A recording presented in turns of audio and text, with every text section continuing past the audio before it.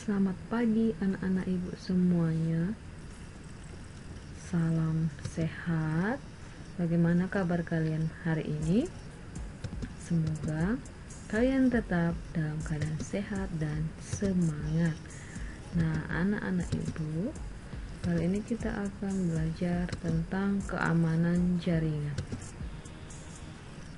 Nah, keamanan jaringan ini sangat penting untuk menjaga semua data dan informasi dalam komputer kita ketika kita terhubung dengan jaringan internet maupun intranet. Nah, sebelum kita lanjut, bagi kalian yang belum subscribe, silahkan klik tombol subscribe. Terima kasih. Nah, keamanan jaringan adalah suatu cara atau sistem yang digunakan untuk memberikan proteksi atau perlindungan pada suatu jaringan agar terhindar dari berbagai ancaman luar yang mampu merusak atau mengganggu kinerja jaringan kita. Nah, keamanan jaringan ini dilakukan untuk menghindari ancaman, baik itu berupa ancaman fisik maupun logik. Nah, apa saja contoh yang termasuk dalam ancaman fisik? Itu adalah seseorang yang berniat untuk merusak perangkat komputer kita. Nah, sedangkan untuk contoh ancaman logik adalah adanya orang yang berupaya untuk mencuri data atau membobol akun kita. Nah, apa saja cakupan dari keamanan jaringan tersebut? Ada 3. Yang pertama itu adalah proteksi, yang kedua deteksi, dan reaksi. Nah, apa maksud dari yang ketiga ini? Kita mulai dari yang pertama. Proteksi adalah membuat konfigurasi sistem jaringan dengan sebaik mungkin. Nah, sedangkan deteksi adalah kemampuan untuk mengidentifikasi perubahan pada konfigurasi sistem. Dan reaksi adalah pengembalian tindakan penanganan terhadap masalah yang terdeteksi dengan secepat mungkin. Maka ini adalah cakupan dari keamanan jaringan. Ada proteksi, kemudian dideteksi kesalahannya, dan diberikan reaksi untuk penanganannya. Nah, begitulah cakupan dari keamanan jaringan. Nah, mari kita lihat untuk apa sih keamanan jaringan ini dibuat. Nah, tujuan keamanan jaringan dibuat dalam 6 bagian. Yang pertama adalah menjaga privasi. Apa itu privasi? Privasi merupakan untuk menjaga informasi dari orang-orang yang tidak berhak mengakses data kita. Jadi ini merupakan suatu usaha yang dilakukan untuk menjaga informasi kita dari orang yang tidak punya hak.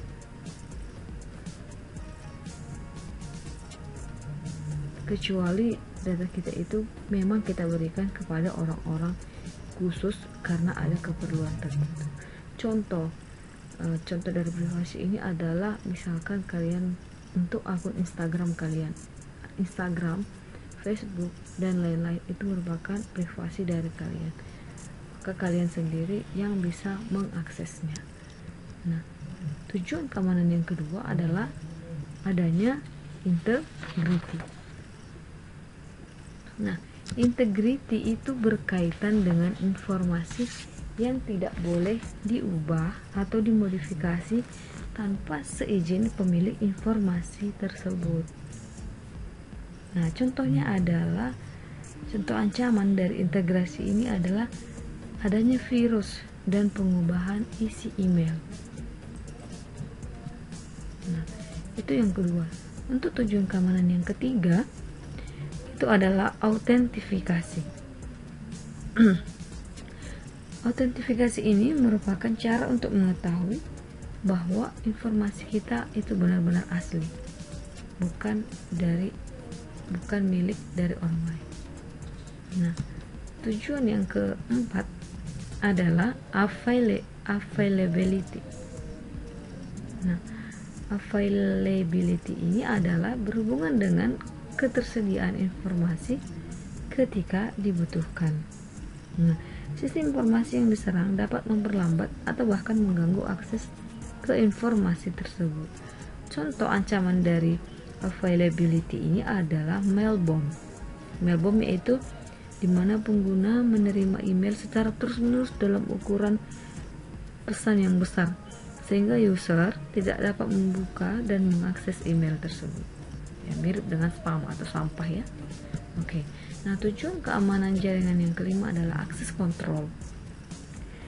Nah, di mana akses kontrol ini berkaitan dengan pengaturan hak akses terhadap data informasi yang ada. Nah, akses kontrol pada umumnya dilakukan dengan memasukkan user ID atau username dan password. Ya, seperti kita ketika ingin login ke email, ke YouTube, ke Facebook, ke Instagram, ke akun-akun TikTok dan lainnya, itu pasti kita akan membutuhkan email dan password. Ya, dan tujuan yang keenam adalah non-repudiation. Nah, non-repudiation ini adalah aspek yang menjaga agar seseorang tidak dapat menyangkal telah melakukan sebuah transaksi. Contohnya, seseorang yang telah memesan barang pada aplikasi e-commerce. Kita misalkan memesan headphone dari aplikasi Shopee.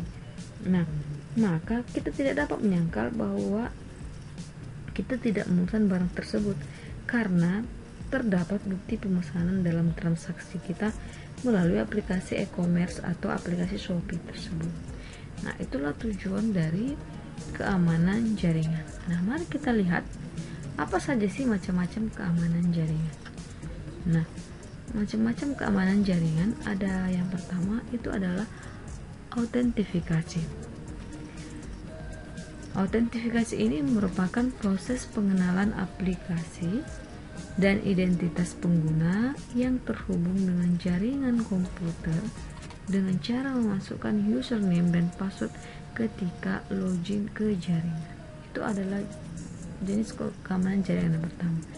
Yang kedua, enkripsi.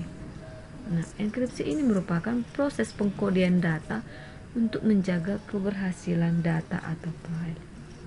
Maka semua kode yang ada dalam data kita itu dijaga keberhasilannya. Nah, yang ketiga adalah VPN. Pasti kalian sudah sering mendengar istilah ini. Iya, Virtual Private Network. Apakah itu VPN? VPN merupakan jaringan komunikasi lokal yang terhubung melalui media jaringan dengan tujuan untuk memperoleh komunikasi yang aman atau privat dalam memakai internet. Nah, yang keempat adalah DMZ, Demilitarized Zone. Nah, ini merupakan sistem untuk server yang berfungsi untuk melindungi sistem internal dari serangan hacker. Ya, pasti kalian sudah sangat familiar dengan kata hacker, yaitu yang sering merusak sistem jaringan. Nah, oke. Demikian teman-teman. Sekarang kita lihat bagaimana tipe-tipe serangan pada jaringan komputer. Kalian bisa membuka buku paket kalian halaman 29. Ada 4 tipe jaringan komputer. Yang pertama tipe serangannya adalah interruption. Nah, atau interupsi. Nah, interruption ini penyerang biasanya merusak perangkat sistem kita. Serangannya ditujukan kepada ketersediaan dari sistem. Nah, tipe serangan ini berupa perusakan atau modifikasi terhadap perangkat keras atau saluran dari jaringan kita. Nah, memang yang diserang itu biasanya tidak seluruh dari sistem, tapi sebagian. Nah, untuk tipe serangan jaringan yang kedua itu adalah interception atau intersepsi, di mana ada pihak yang berwenang berhasil mengakses aset atau informasi yang kita miliki. Nah, penyerang biasanya adalah berupa orang, program, atau sistem-sistem yang lain. Tipe serangan ini misalnya berupa penyadapan data dalam suatu jaringan. Jadi kalau tadi interruption itu adalah modifikasi terhadap perangkat keras. atau saluran jaringan. Sedangkan interruption itu adalah penyadapan terhadap data dalam suatu jaringan. Oke, mengerti ya teman-teman? Nah, kita lihat tipe serangan jaringan yang ketiga adalah modification atau modifikasi. Nah, dari istilah katanya saja pasti kalian sudah memahami bahwa modifikasi ini adalah ada pihak yang tidak berwenang, tidak hanya berhasil mengakses data kalian, tapi juga dia dapat mengubah aset-aset kita. Nah, contohnya adalah perubahan nilai pada file data. Nah, itulah tipe serangan jaringan yang ketiga. Untuk yang keempat itu adalah fabrication atau fabrikasi, di mana penyerang menyisipkan objek palsu ke dalam sistem kita. Jadi pihak-pihak yang tidak berwenang ini sengaja menyisipkan objek palsu ke dalam sistem kita. Contohnya adanya pengiriman pesan palsu dari email kita kepada orang lain. Nah, itulah 4 tipe-tipe serangan pada jaringan komputer. Nah, sekarang mari kita lihat apa saja ancaman-ancaman atau serangan yang biasanya terjadi pada jaringan komputer kita. Nah, ini yang pertama. Sangat biasa kita lihat adanya orang yang memaksa masuk dengan menggunakan password. Serangan ini dilakukan dengan upaya masuk ke dalam jaringan dengan menyerang database password atau menyerang login prompt yang sedang aktif. Nah, jadi kita perhatikan gambarnya. Di sini ada, kita sebut saja namanya Mr. tertutup. Nah, dia akan berusaha untuk menyerang database password kita sehingga dia berhasil masuk login dengan email yang dia buat. Nah, kita lihat ancaman yang kedua itu adalah DOS atau Denial of Service.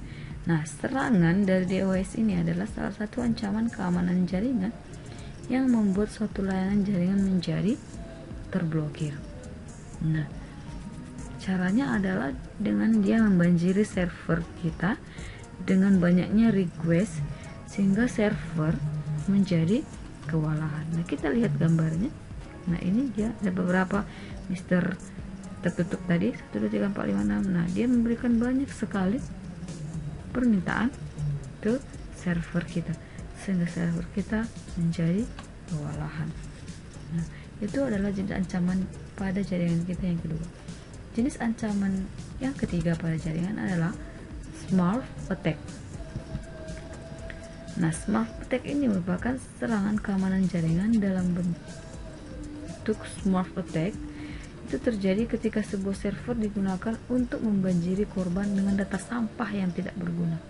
Ya, biasanya kita sebut dengan spam. Server atau jaringan yang dipakai menghasilkan respon paket yang banyak seperti ICMP, echo paket atau UDP paket dari satu paket yang dikirim. Nah, ini kita lihat contohnya. Oke teman-teman, itu yang ketiga jenis ancamannya. Sekarang kita lihat jenis ancaman yang keempat, itu adalah ping of death. Kalau kita lihat dari artinya adalah ping kematian. Nah, di sini artinya adalah serangan dengan mengirimkan paket ping oversize yang banyak sekali kepada korbannya. Maka dia mengirim ping sebanyak-banyaknya kepada server kita. Biasanya kita ketika WA teman-teman atau WA sahabat atau pacar atau siapapun kenalan kita, ketika tidak dijawab maka kita biasanya sering ping atau kita ketik dengan huruf. Nah, itu juga salah satu contoh ancaman pada sebuah jaringan komputer. Nah, kita lihat jaringan ancaman yang kelima itu adalah stream attack. Nah, stream attack terjadi saat banyak jumlah paket yang besar dikirim menuju ke port pada sistem korban dengan menggunakan nomor yang random. Nah, ini contohnya. Jadi biasanya dia akan menggunakan sumber nomor yang random. Ini ada tiga Mister gelap tadi. Nah, mengirimkan nomor yang random kepada server sehingga membuat klien menjadi sangat kewalahan. Nah, kita lihat jenis ancaman yang keenam. Ancaman yang keenam adalah IP spoofing. IP spoofing ini adalah serangan yang bertujuan untuk menipu seseorang. Nah, IP address dan node source yang valid diganti dengan IP address dan node source atau node source yang palsu. Jadi yang IP address yang ada pada komputer kita yang sesungguhnya itu dirubah oleh si IP spoofing ini. Nah, dia akan melewati perlindungan firewall dan menipu host penerima data, sehingga akun palsu yang di IP address dan node palsu yang dibuat bisa lolos. Nah, seperti ini contoh gambarnya. Nah, untuk yang ketujuh adalah serangan man in the middle. Nah, serangan keamanan jaringan ini adalah serangan pembajakan, terjadi saat user perusak dapat memposisikan di antara dua titik link komunikasi. Jadi dia bisa membajak jaringan kita. Nah, ini contohnya Mr. Gelap tadi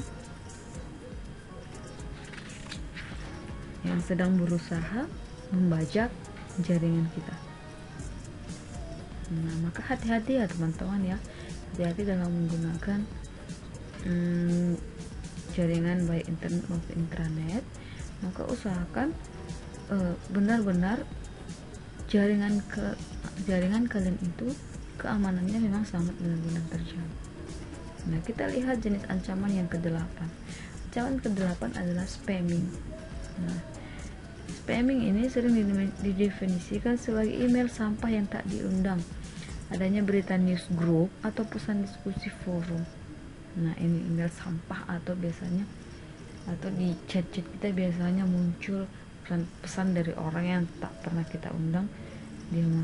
Kita dimasukkan ke dalam sebuah grup, nah kemudian ada pesan-pesan yang tidak penting yang tidak kita setujui, kita dimasukkan sendiri ke dalamnya. Nah, kemudian yang ke-9 adalah sniper. Ini bukan penembak jitu ya teman-teman ya. Nah, dalam serangan pada jaringan, sniper ini merupakan kegiatan user perusak yang ingin mendapatkan informasi tentang jaringan atau traffic jaringan kita, dari mana dia lewat, dari mana masuk, kemudian dari mana keluar. Nah, ini adalah sumbernya. Nah, kemudian tujuannya dia muncul jaringan kita. Itu adalah sniper. Jadi sniper di sini bukan penembak jitu. Nah, untuk ancaman yang terakhir yang ke-10 adalah cracker. Crack namanya berarti merusak. Nah, cracker ini tugasnya adalah merusak dengan tujuan bermaksud menyerang suatu sistem atau seseorang. Nah, ini contohnya ada Mr. Gelap yang sedang berusaha merusakkan sistem di komputer ataupun di handphone.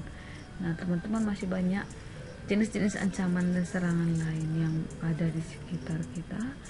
Misalkan saja dengan adanya mengirimkan virus ke dalam komputer kita dan yang lain sebagainya. Silakan nanti kalian bisa searching sendiri, googling jenis-jenis ancaman yang lainnya. Nah, pesan saya, tetap menjaga jaringan kalian, tetap menjaga data kalian, tetap menjaga privasi kalian. Jangan memberikan sembarangan data, informasi, password akun kalian kepada orang lain. Oke teman-teman. Nah, sekarang mari kita bereksplorasi. Silakan kalian carilah salah satu contoh informasi dari internet mengenai kasus serangan keamanan jaringan di Indonesia, terutama mengenai cara atau metode yang digunakan oleh pembobolnya tadi, dan bagaimana pendapat mengenai hal tersebut. Contoh saja, kalian mencari pembobolan situs KPU pada tahun 2004 bulan April. Nah, kalian cari bagaimana cara yang dilakukan oleh pembobol untuk mendapatkan membobol situs KPU tersebut, dan dari cerita itu bagaimana pendapatmu mengenai hal tersebut. Silakan tuliskan jawaban kalian di kolom komentar, jangan lupa tulis nama. Nah, terima kasih teman-teman, sampai jumpa pada pertemuan selanjutnya. Salam sehat, bye bye.